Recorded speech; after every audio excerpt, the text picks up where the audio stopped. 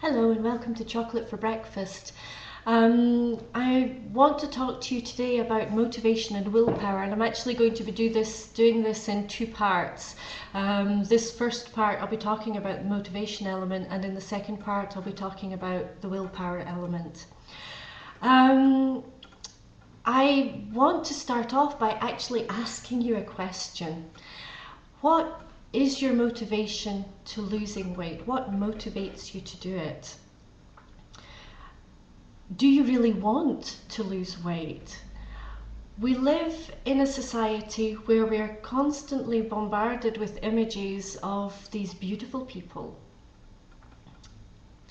slender, gorgeous. If it's men, they're slender and muscular and strong, and associated with these images are the ideas that we need to be like that in order to be happy. It's a sign of success. If you're thin, you've got the car or the house or the super holiday or what have you. If you look like that, you're loved. Okay, the media very much play on our basic needs in order to sell their products, and through these images they are talking to our basic needs of feeling happy and feeling loved. I think those are the two essential elements in life. Outside of anything else. What I would like to say to you is, it's not because you're thin that you're going to be happy. It might make your life easier. If you're heavily obese like I was, then you're going to be in much better health. You're not going to be handicapped by the weight that you're dragging around. But that's not going to make you happy. And these are logical things. Everybody knows this, but I think we kind of push them to the side and we don't actually take them much into consideration. We are, again, what I said in the video yesterday is we take for granted everything that's told to us. So even that, those kind of images, we're taking all of that for granted.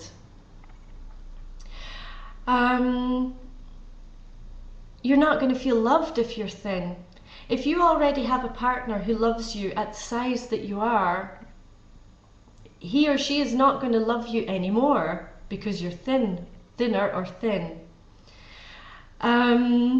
And just as a parenthesis, I lost weight and I'm divorced. My ex-husband wasn't going to start loving me because I suddenly became thin, okay?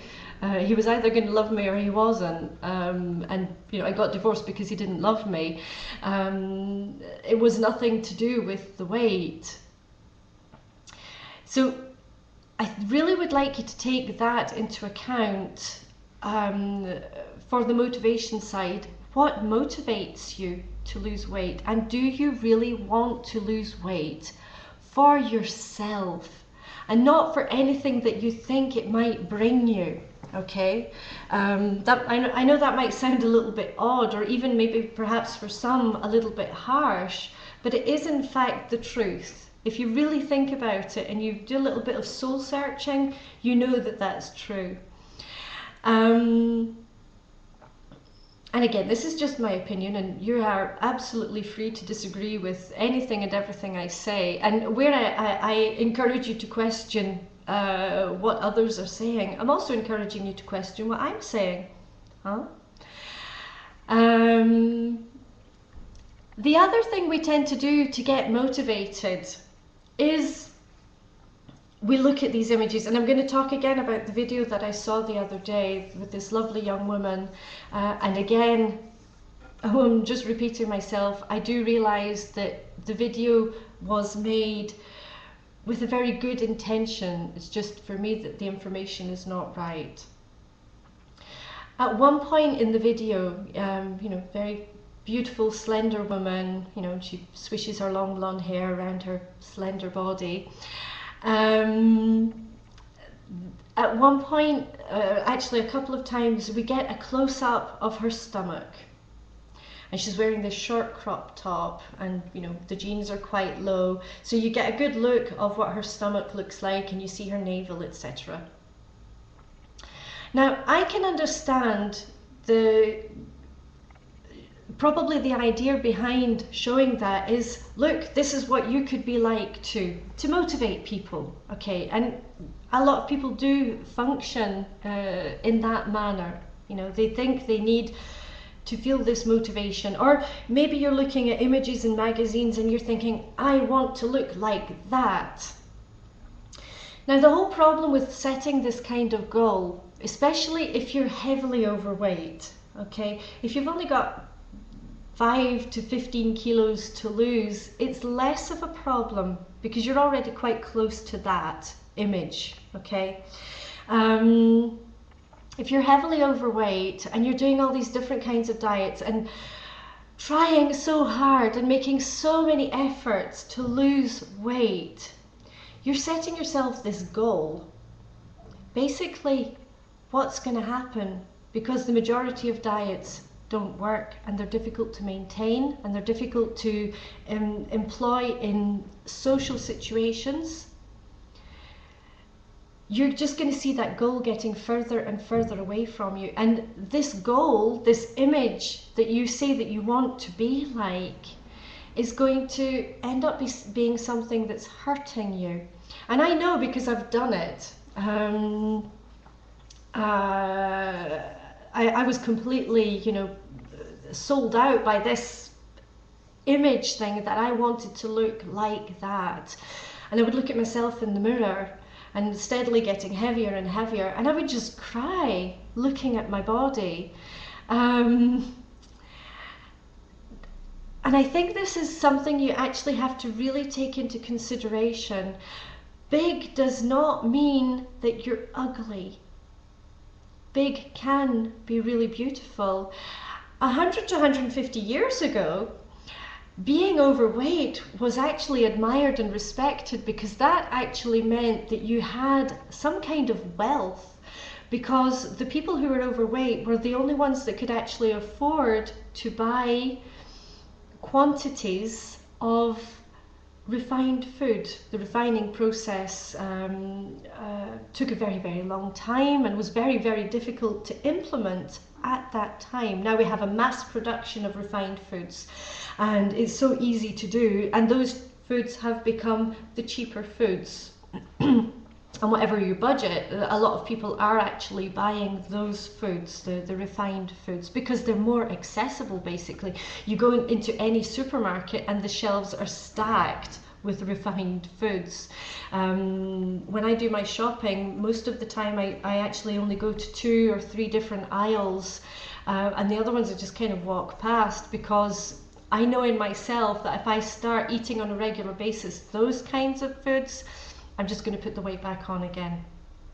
The important thing, again, I am not on a diet.